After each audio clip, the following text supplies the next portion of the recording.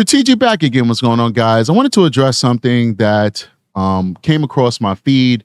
I have been following Marc DeAndre for a little while in terms of the Naiah Harris case. And I got a great deal of respect for the work that he and Roxy had done on the case, bringing awareness to this unfortunate murder and abuse that this little girl was forced to live in and had inflicted upon her by what could only be construed as a very toxic, trauma-filled family life, right? And then I saw a video that I didn't like. I saw a video where I saw Marc D and Roxy engage with the twins, Shannon and Marquita, in a way that I felt was possibly teetering on the line of illegal and definitely inappropriate and unprofessional. And I felt in my spirit I had a duty to address that. I had a duty because on my channel and in real life, we truly fight for victims. I'm a active duty sex crimes detective. When I leave here in a moment, I'm going to go down to work and I'm going to be advocating for victims. I'm going to be interviewing bad guys, collecting video, DNA evidence in hospitals, working with safe, sane nurses, while a victim who's just experienced the most traumatizing aspect of her life is going to be sitting there looking to me to assist her with justice. That's the role that I play. It's not the only role that you can play. Marc D and Roxy, they were playing their role as well as activists and fighting for justice for Naziyah. We can all play a part in this when it comes to giving a voice to the voiceless and searching for justice. But because of my pedigree, because of my morality, I felt like I had to say something. So I made a video discussing why I did not like what I saw. I gave you guys examples and I explained to you how the actions of Marc D and Roxy, to some extent, could have hurt Naziyah's case. And internally, I spoke about it with my team and with myself, and I said, you know what? This is getting a little bit too reality TV-esque. And I'm not going to take a step back from Naiah Harris's case, of course not. But I'm just going to try and focus on the factual parts of this case and leave the gossipy reality TV stuff alone. We spoke about that as a team. We'll decide what's relevant and what's not, but we're not here for clips and views. I think my reputation precedes me, and you guys understand why we're here. We're here to give a voice to the voiceless. But just like I was willing to come on my platform and respectfully, 100% respectfully critique Marc, and let me go ahead and change that. I'm sorry. I had an unflattering, eyes rolling up in the back of the head photo of this guy behind me, or paused video of this guy behind me. I apologize for that. Wouldn't want anybody to do that to me either. Just like I was willing to take the time to critique Marc and to give him advice from my professional experience, not professional advice as though he's hiring me, but my personal advice is informed by my professional experience. I feel like I have a duty as well to come back online and to give him respect when I think he's done something very, very good, along with all the other good that he's done. And on his Facebook page, on a public post, he addressed this. And he admitted that what he did probably was not the best thing, was not professional. And I think it takes a lot for a person to do that. It takes a lot for a person to admit when they may have fallen short. And it takes a lot of character to be able to own up to it, especially when it's a platform like the internet, where you're not just owning up to a friend or a family member that's aggrieved with your actions. You're literally owning up to the whole world. So I'm going to go ahead and take the time and play Marc D's response to what happened in the video that we saw at Shannon and her twin sister's residence. Let's listen to it. Reason for it.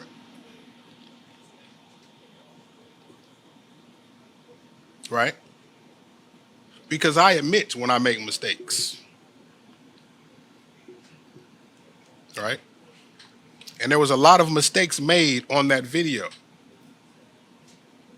during that situation. Okay? A lot of things happened that I don't think anybody in the room was really prepared for.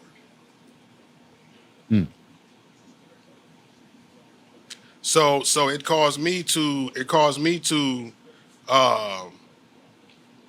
compromise my journalistic integrity and go into a mode that was not professional.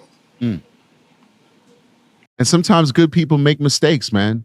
And sometimes when people are in situations that they're not in control of, they improvise. And sometimes when you make that on the fly decision, you make the wrong decision. I think we've all been in that position. I've been in those positions multiple times. Just the nature of my job has put me in those positions multiple times where it's like, I got two ways to go, left or right. And one of them is going to be the right way and one of them is going to be the wrong way. And you make a choice. And sometimes you make the best choice and sometimes you make the worst, but you're making that choice in good faith. And like I said in my video, I believe that these people, Roxy and Marc, are acting in good faith. These folks are good people who just want to help. And I've maintained that when I spoke about them in that last video. And of course, before that video, I've had nothing but praise for them. But I definitely, I feel this is a heartfelt apology. And he's definitely being introspective and he's looking at the situation from within and he's addressing it sincerely. I do feel that. And I hope you guys feel that too. But let's keep going. Because I was unprepared, right? I didn't go there to talk to the person who ended up being the star of the show. Didn't have questions already prepared for that.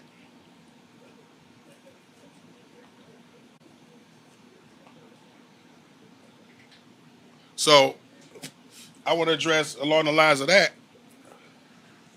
You know, I seen one video where a brother was like, you know, motherfuckers be doing too much and shit, you know, going in people's houses with guns and all this other type of shit, blah, blah, blah, blah, blah. Right? First off, there was nothing ambush. This is the thing. When I listened to this, it made me decide to come do this. I don't know. Listen, I don't presume to be anybody special, okay? But I don't know of any other content creators that use the word ambush but me. And a big part of my show that I did when I critiqued what he and Roxy did was the fact that they were inside of somebody's residence with open carry firearms, which is not illegal in Michigan. But if you're asking accusatory questions to somebody and you have an AR-15 style weapon slinged over your shoulder, that could be construed as intimidation. And he's going to address the firearms. He's going to use the words that I use, which is ambush. Then he's going to talk about intimidation. So I don't know if Marc D is talking about me. And if he's not, I apologize. I never like to make myself seem like I'm more important than I actually am. But it appears he's addressing me. And I'm not offended in any way. I literally did a video critiquing what he did out there in the field in Detroit, right? So if I could critique him, he certainly can critique me, or at least at the very least, defend himself. And as I let it play out, he doesn't, defend himself in a negative way. He's not disrespectful in it. But like I said, I stand by what I said, whether this is for me or not. I stand by what I said, and I'm very grateful and I have respect for him that he's willing to at least acknowledge that what he did was not appropriate and that he's going to do better. So he's still held in high regard with the utmost of respect based on the fact that he's able to reflect on his actions and at least admit what he did was wrong. But let's let him keep going. Right, about that, or what's the word? Because the police gave me the paperwork, right? There was no witness threat or intimidation. Okay, this is the paperwork they gave me, right? I ain't gonna put it up there because y'all like the screenshot shit, but this came from DPD because they giving me more so instructions on how to do things correctly as far as how I'm doing them, to be inconducive with their terms and conditions. All right, so this is good that they decided to give you free legal counsel, which is basically what they did. I personally, in law enforcement, would I don't know. I don't know the context by which he spoke to them, but that's good. But it once again, and I know he's admitting to it, but we have to definitely nail it down. Would not be having that conversation if what happened was not inappropriate in the first place. So DPD is not going to sit you down and say, hey, listen, don't worry about it. You didn't commit any crimes, but this is how you need to move moving forward, and this is how you need to handle these situations moving forward. If they did not look at that interaction and say, well, this is a problematic interaction. It may not be illegal, it may not be against the law, but what we saw was problematic. But listen, I'm not going to beat a dead horse. The man already admitted that what he did was inappropriate, unprofessional. But, you know, if he's addressing these other people, because there's other people out there who's trolling him, they're not trying to be constructive. They're not trying to be positive. They don't respect him for the accomplishments that he's done out there, which is putting Naziyah's name out there. They're literally trying to tear him down, make fun of the way he looks and the way he talks and all that good stuff for clicks and views. That's not constructive. So I get that. If he's addressing those folks, I get it. But if he's addressing me, then once again, I still stand by what I said, because even though DPD says, even though I said that it appeared or that could be construed as witness intimidation and all that good stuff, they may have said, no, we don't think it is. Okay, good for them. But they still think that what you did was inappropriate. That's why they're giving you direction on how to do it correctly moving forward. But let's keep going. I.e. the law,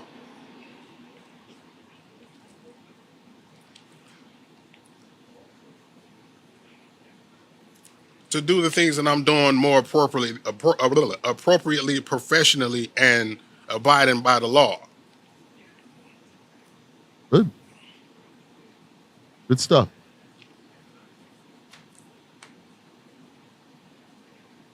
So I took that picture in front of the headquarters today, not as somebody shared and say, oh, he think he the motherfucking DPD, he think he be. All right, so I'm gonna cut that because he starts cursing a little bit, and now I'm gonna switch over and change gears.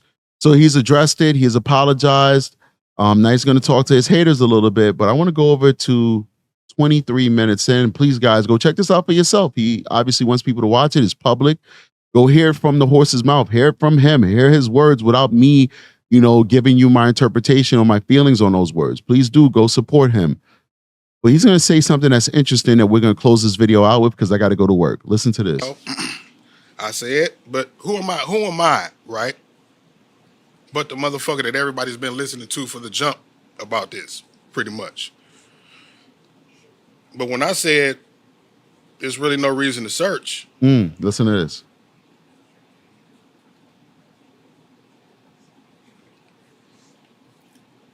I don't know what more in between the lines y'all need to read and shit. I don't know when the last time 1 + 1 = 3.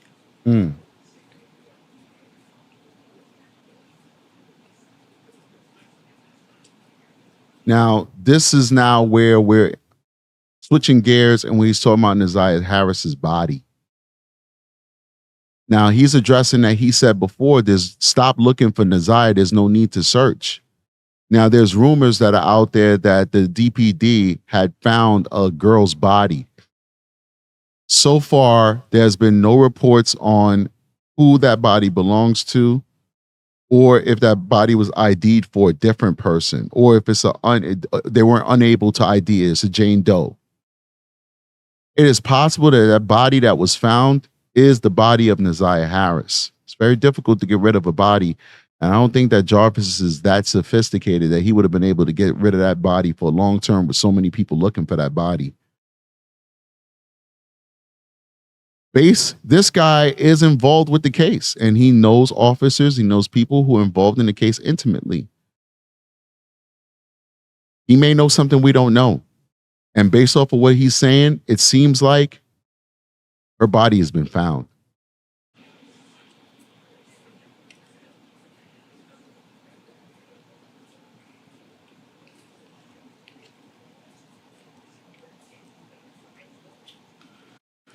So that's where we at with it. I think that's all he's going to say with that. 1 + 1 = 2. How else do I have to explain it for you? Stop searching for the body.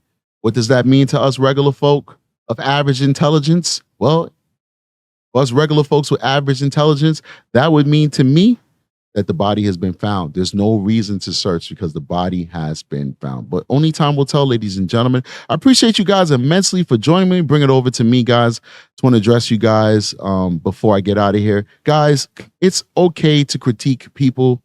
It's okay to have an opinion on content creators.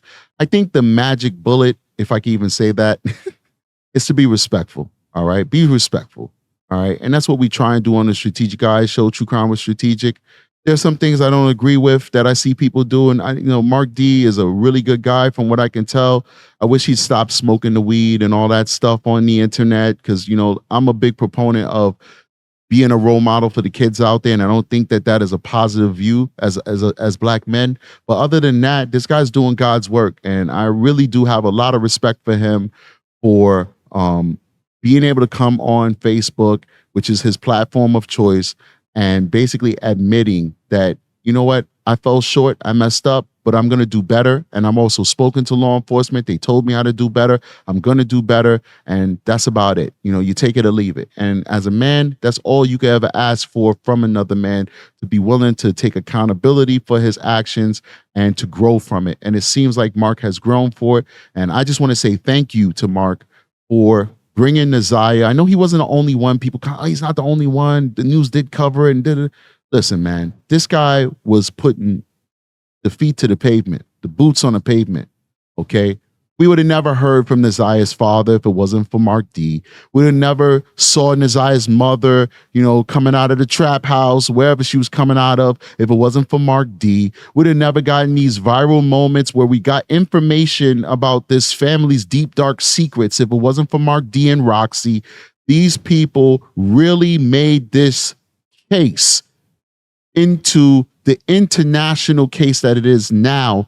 And you have to give respect for people when they do the hard work, when they give a voice to the voiceless. And I'm not going to be somebody who's not going to do that. I'm going to give him his flowers and the respect that he's due. And I'm going to hope that in me giving him his flowers, that he takes that and he accepts it humbly. He doesn't let it go to his head, but he accepts it humbly, and he keeps doing God's work so we can get justice for this little girl. But he does it within the confines of the law, with the confines of professionalism, and he does it with good intentions in his heart. And I think that he's there, and I'm happy that he made this video. I see you guys on the next one. You guys are amazing. Strategic is out of here.